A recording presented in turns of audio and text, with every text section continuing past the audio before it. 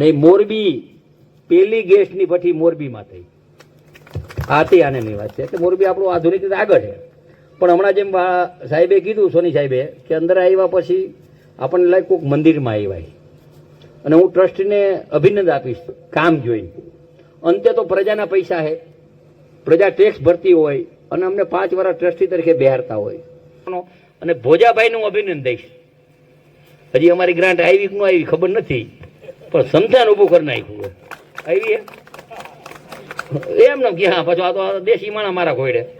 પેલા હું આવું જ કરતો હોય, થોડી ખબર ના પાડવું હવે ભાઈ. અમારા કાંઠે જે સમજાન છે એના ટ્રસ્ટીનો હું આભાર માનું છું. સરકાર તરફથી લગભગ 65 કરોડ રૂપિયા આપ્યા, બીજા પણ ટ્રસ્ટીએ કરી અને કુલ લગભગ 1.5 કરોડનું ખર્ચ કરી અને સારી રીતે હોલ, સારી રીતે જે ભઠ્ઠી અને સારી રીતે જે જરૂરિયાત હતી એ કરી રહી. એટલે પહેલાં હું સંસ્થાનો આભાર માનું. સરકારે તો આપ્યા, બીજું આવી જ રીતે પંચાયત રોડ ઉપર એક એનું પણ કાર્યક્રમ છે, એમાં પણ 65 થી 70 લાખ રૂપિયા 70 લાખ રૂપિયા આપ્યા. અને એમાં પણ એ લોકોએ થોડાક નાઈ ખાય અને સારી રીતે કામ થયું હોય.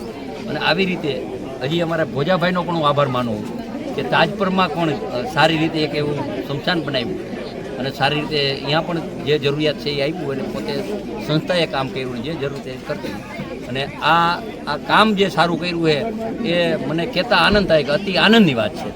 26 તારીખે ચર્ચા થઈ આવશે લગભગ આ મોરબી જિલ્લાના જે કામ થયા છે અને બીજા કરવાના 1000 કરોડના કામ લગભગ ખાતમુહૂર્ત કરતી અને 1000 કરોડના કામ પૂરા થયા છે એનું આપણે લોકાર્પણ કરશું. મોરબી નગરપાલિકા દ્વારા જે તે સમયે 15મા નાણાપંચની ગ્રાન્ટમાંથી જે સોનાપુરી ચેરિટેબલ ટ્રસ્ટ છે એને 74.98 લાખની પ્રત્યેક સ્મશાનને ગ્રાન્ટ ફાળવવામાં આવેલી હતી.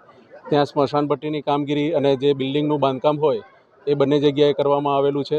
અને જે ટ્રસ્ટીઓ હતા એ ટ્રસ્ટીઓ દ્વારા કોન્ટ્રાક્ટર પાસે ખૂબ સુંદર રીતે કામગીરી પૂર્ણ કરાવી. સાથે સાથે ટ્રસ્ટીઓ દ્વારા એ પણ ધ્યાન રાખવામાં આવ્યું કે ત્યાં જે કંઈ પણ ખૂટતી કામગીરી હોય તો પોતાના ખર્ચે અથવા તે લોકો લોકભાગીદારીમાંથી પણ રકમ લાવી અને કામગીરી પૂર્ણ કરાવેલી છે. ભવિષ્યમાં આ સ્મશાનોની અંદર કોઈ ખૂટતી કામગીરી હશે તો એની અંદર સરકારની જે યોજનાઓનો લાભ મળે અથવા માનનીય સંસદ સભ્યશ્રી કે MP MLAની પણ ગ્રાન્ટ હોય તો એ લઈને પણ એ કામગીરી પૂર્ણ કરવા માટે મહાનગરપાલિકા પ્રતિબદ્ધ છે.